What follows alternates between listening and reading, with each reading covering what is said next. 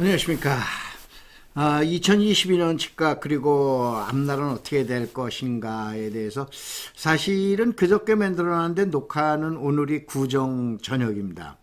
저녁에 녹화를 했는데 여러분들 이렇게 한번 봐보세요.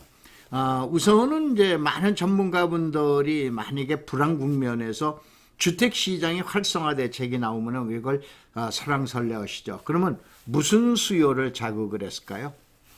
또 아니면 호황 국면일 때 이제 부동산 안정화 대책이 계속 나옵니다. 그러면 정부 정책이나 이런 데서는 무슨 수요를 자극을 했을까요?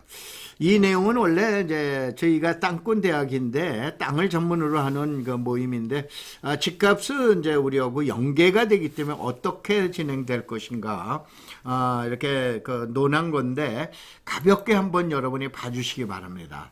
자, 주택 정책은 호황일 때는 억제, 누르는 정책이죠. 불황일 때는 또 올리는 정책에 살리는 정책이죠. 그러면은 신규 수요가 타켓일까요? 교체 수요가 타켓일까요? 혹시 여러분들 제3 수요, 투기적 수요라고 들어보셨어요? 만약에 예를 들어서 지금 같은 때는 어떻게 됩니까? 1가구 1주택이나 청년주택이나 신혼주택에 대해서는 손을 안 댑니다. 누구냐? 1가구 다주택자, 2가구 이상 다주택자. 이 사람들이 뭐예요? 이 사람들은 교체 수요가 아닙니다. 투기적 수요예요. 이걸 억누르는 거죠. 그럼 불황일 때 한번 봐볼까요? 제일 대표적인 게 IMF 때입니다. 이때 이제 김대중 대통령께서는 어떻게 하셨어요? 바로 뭐냐면은 집 사라. 왜냐? 살려야 되기 때문에. 그러면 어떻게 됐습니까? 5년 동안 어떻게 되냐? 1가구 2주택 다주택자에 대해서 양도소득세를 감면하는 혜택을 줬어요. 그런데 어떻게 됩니까? 최근에 부동산 전문가분들이 예측하는 내용을 보면 대다수가 뭡니까? 수요와 공급이다라 우리는 이 타켓인데 수요 공급은 결국은 신규 수요냐 교체 수요냐요. 근데 이 내용을 갖다 한번 저희 정식적으로 거론한 분 계십니까? 그래서 우리는 바로 뭐냐면 시장 논리적으로 보자. 경험과학적으로 보자. 그래서 학습 효과로 보자. 이거에 대한 분석을 한번 해볼까 이렇게 합니다. 자, 우선은 우리나라 전문가분들이 아무 쓰리 못하는 게 2017년 지금으로부터 5년 전, 4년 전, 5년 전의 주택시장 전망입니다. 맨날 허구한 날 뭐냐면 계량으로 분석하는 거예요.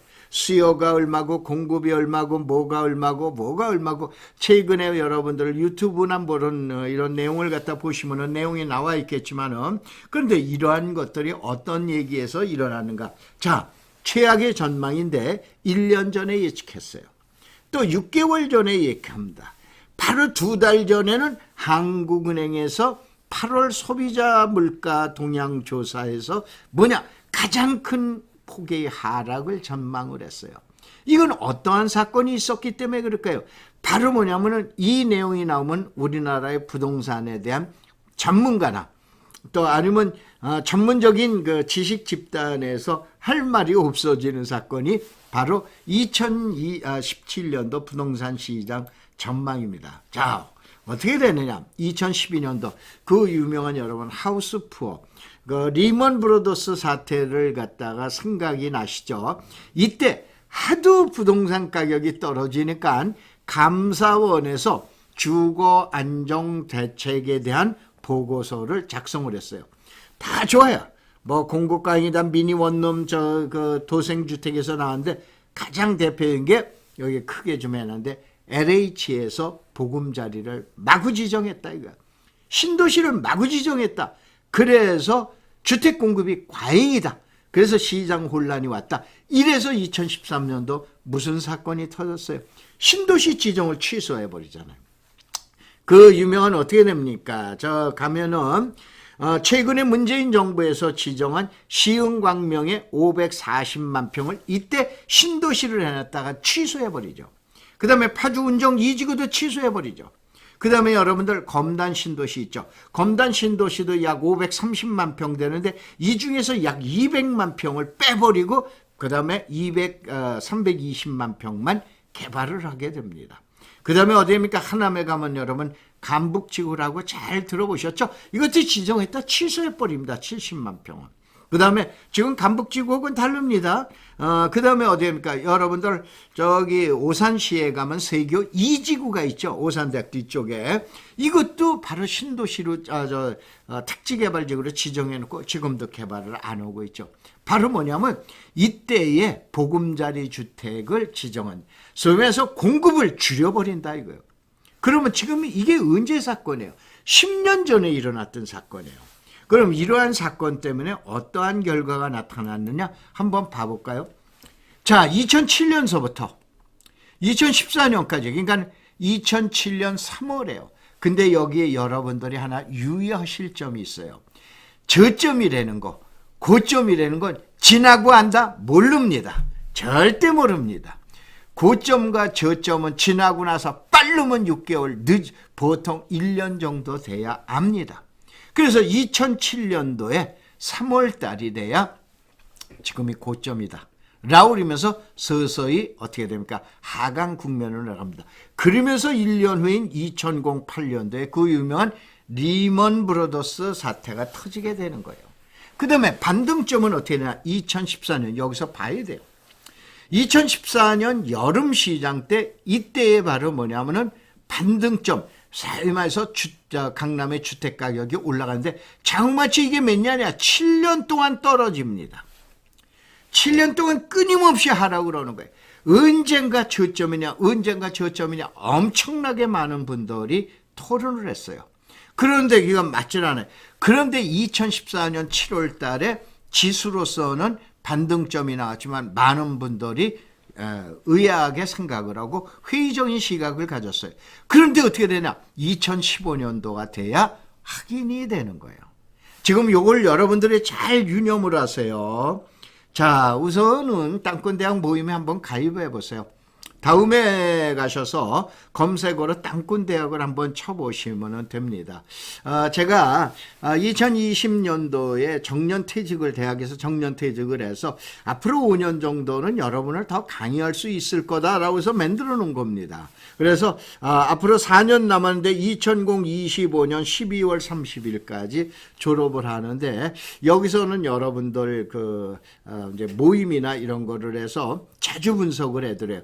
그런데 자 여기서 봐는 건 뭐냐면은 오늘이 소위 말해서 이제 설날이죠.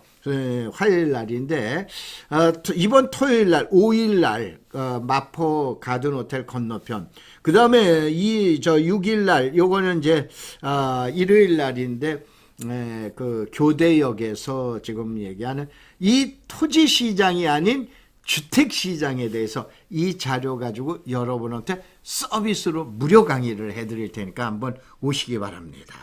자, 그 다음에 어떻게 됐냐? 원래가 이게 원칙이에요. 많이 보셨죠? 또 공인중개사분들 많이 아시죠? 불경기, 회복기, 호황기, 우택이 불경기라고 우리는 이 변곡점에서 지금 얘기한 다음 변곡점까지 가는 완에이징 사이클이 10년을 주기로 한다, 뭐 몇 년을 주기로 한다, 계속해서 오르는데 이것이 깨져버린 거예요. 자, 우리가 이걸 생각을 해보세요. 이런 원칙이 맞고 계량 분석, 수요와 공급이 맞는다 맨날 얘기를 하는데 이게 맞으면은 어떻게 되겠어요?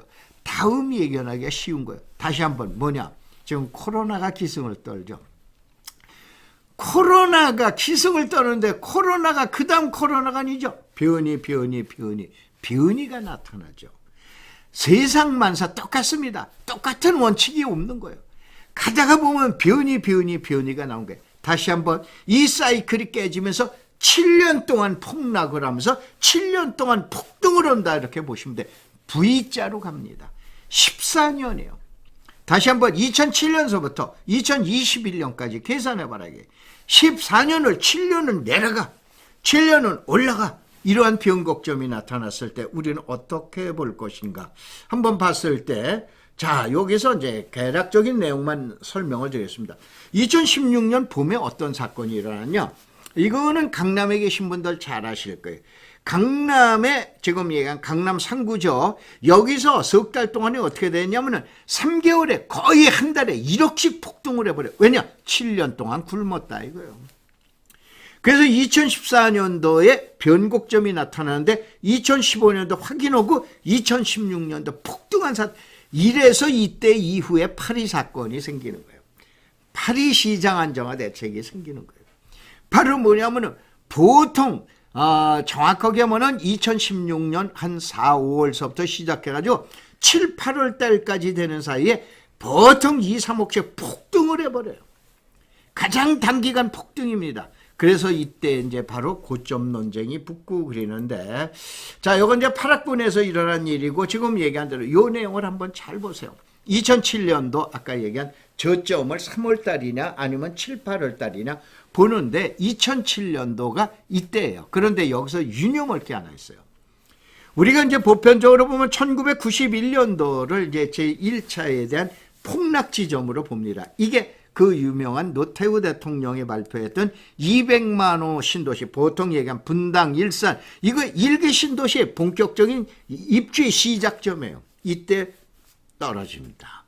그 다음에 두 번째 떨어지는 게 IMF 때에 떨어지게 됩니다. 이거는 외부적인 요인으로 보자. 내부적인 요인은 어떻게 되나? 아까 얘기한 대로 2006년, 7년서부터 피크가 오는데 이게 노무현 대통령 때 2기 신도시에 대한 본격적인 입주 시점이 시작되는 거예요. 그럼 뭔가 이상하지 않으세요? 지금 얘기한 대로 그러면 2021년, 2022년 되면은 바로 뭐냐? 3기 신도시의 입주 시점이 아니고 본격적인 분양 시점하고 걸리게 되는 거예요. 그러면 앞으로 시장이 어떻게 될 건가? 이게 아까 얘기한 학습 효과에 수요와 공급이라는 것만 너무 따지지 마시고 제3수요, 투기적 수요 이렇게 보셔야 돼요. 여기서 하나 더 여러분들은 팁 하나 드려볼까요? 수요가 100이야. 공급이 100이야. 니코르가 되면 시장이 안정화될 것 같아요? 시장이 약세로 갑니다. 그래서 완만한 것은 여러분들 주택에 대한 매입 지수가 발표되죠. 요게 제일 좋은 게 102, 103, 105가 좋은 거예요. 이게 120, 130 되면은 이게 소위 말해서 투기적 수요가 가세를 하는 거고, 그 다음 100 이하로 떨어지면은 투기적 수요가 전혀 손을 안 대는 거예요. 이렇게 되면은 부동산 가격이 하락이 되는 거예요. 상승도 문제 있지만 하락이 더 큰 문제라고 매번 얘기해 드렸죠. 자, 그래서 이제 요거 관련을 해서, 근데 어떻게 되냐면은 지금 얘기한 대로 후고점을 2017년 9월 달로 본 거예요. 봤는데 아니더라고요. 여기서 아까 얘기한 7년 동안 떨어져. 7년 동안 또 폭등을 해. 이러한 사태가 생기는 거예요. 그래서 이제 여기 한번 봐볼까요? 지금 얘기한 대로 폭락과 폭등이라고 보시면 돼. 14년 동안이에요. 7년 동안 약세야. 7년 동안 상승이야. 이런 사이클이 이게 변칙적인 사이클. 소위 말해서 저희 코로나에 대한 변이종이라고 여러분이 보시면 되는 거예요. 이런 사태가 일어나는 걸 갖다가 예견을 하셔야지 지금도 화려한 원변 가지고 엄청납니다. 공급이 어쩌고 저쩌고 해가지고 이러한 거 가지고 시장 예측을 하는 건 옛날에 쌍팔년도 예측이라고 생각을 해보셔라 이거예요. 자, 이렇게 돼서 7년간 침체, 7년간 상승. 그래 놨을 때 어떻게 되냐? 예전에 아까 얘기했죠. 91년도, 그 다음에 98년도 IMF, 그 다음에 2007년도, 8년도 이후에 이런 때 했을 때는 지금 3대 하락 지점에선 약 30%가 떨어지게 됩니다. 그런데 이제는 옛날 같지가 않다 이거예요. 규모가 커졌다 이거예요. 그래서 이런 때에는 이제 어떻게 되냐면 약 10%에서 20% 정도 하락이 예상이 된다. 왜냐? 전고점은 현재 지표상으로 나타나는 건 2021년 작년도 7, 8월 달이에요. 이 내용을 가지고 우리가 분석을 해보자 이거예요. 그래서 여기에 대한 내용은 이제 이런 자료들을 이제 좀 해놨는데 이 내용을 갖다 보고 그 다음에 이제 수단이라는 게 뭐 있다, 정책이라는 게 뭐 있다, 집에 대한 그 행태는 뭐가 있다라고 그래서 이 거래량 잠깐 설명을 드릴까요? 우리가 통상적으로 뭐가 정석이 있을 수가 없어요. 그런데 대충 계량, 이거는 대충 뭐냐면 계량 분석을 한 거예요. 계량 분석을 해놨더니 보통 87만 원에서 92만 원, 보통 90만 원을 기준으로 해서 넘어가면은 어머 이제 거래량이요. 어머 주택이 많이 매매되네. 요것이 밑으로 내려가면 어머 주택이 매매가 예전만 못하네 이러는데 수도권은 보통 45만 원인데 이건 상식적으로 여러분이 한번 기억해 보세요. 이래서 매매 심리 지수가 어떻게 움직이는가? 가장 중요한 거는 10년 전 예측을 해, 10년 전 지난 과거를 봤지만 어떻게 되냐? 가장 중요한 건 매매 심리 지수도 하나의 분명히 지수로 들어가는 거예요. 그래서 이걸 뭐 매매 심리 지수만 가지고 소위 말해서 투기적 수요만 가지고 시장을 예측한다는 얘기는 아닙니다. 그걸 빼놨기 때문에 그렇게 된 거예요.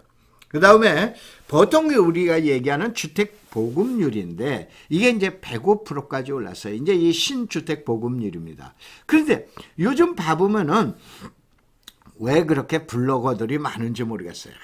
이거 가지고 시비 걸고 그러는데 그러면 대한민국의 통계청이 미안하지만 그분들보다도 실력도 떨어지고 지식도 모자라고 또 그 다음에 뭐 배운 것도 모자라서 그렇게 했을까요? 그건 말이 안 되는 소리예요.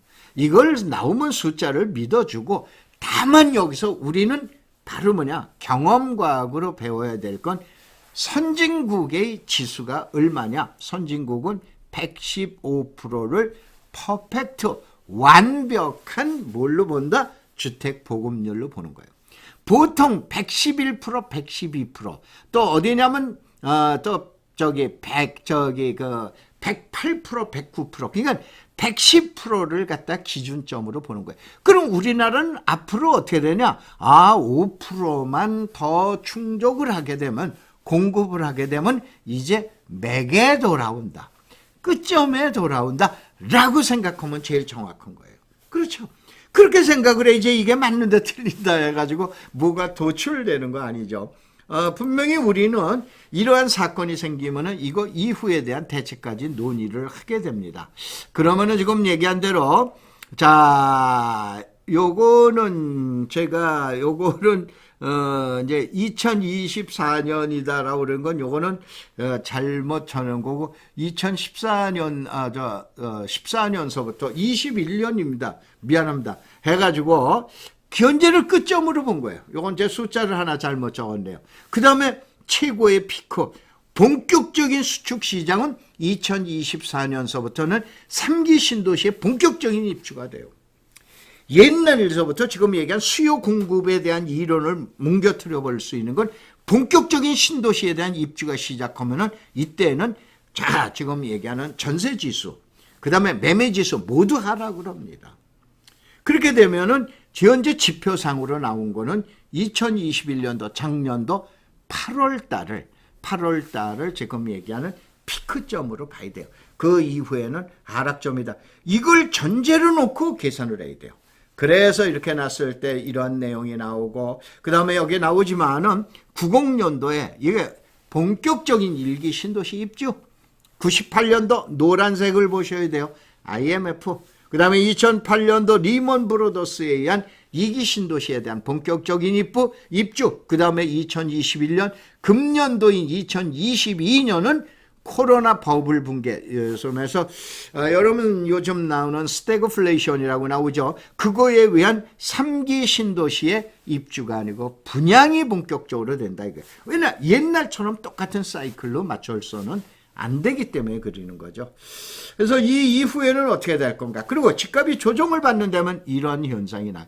이거에 대한 설명은 굉장히 깁니다. 약 40-50분 정도는 해야 되기 때문에 일단 모임에서 하고 그 다음에 우리 땅권대학 회원님들은 시간 되시면 이번에 딱 한 번만 여러분 주택시장 분석하고 그 다음에 지역 분석으로 계속 늘어갈 테니까 여러분이 시간 되시면 꼭 오시기 바랍니다. 자, 마지막으로 인생 살다가 보니까 겁먹지 마세요. 앞날 늘 불안했어요. 늘 불안했는데 인생에서 성공한 사람 보면 불안할 때 그거를 이긴 사람이에요.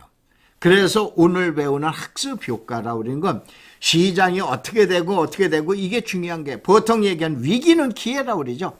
미래 불안을 이겨낼 수 있는 이것이 역사에 대한 우리가 배워야 될 점이다 이런 얘기예요. 이런 얘기를 드리면서 여러분들 시간 되시면 한번 와보시기 바랍니다. 자, 고맙습니다. 감사합니다. 그 다음에 금년도 새해에는 돈 많이 버시고 부자 되시기 바랍니다. 고맙습니다. 감사합니다.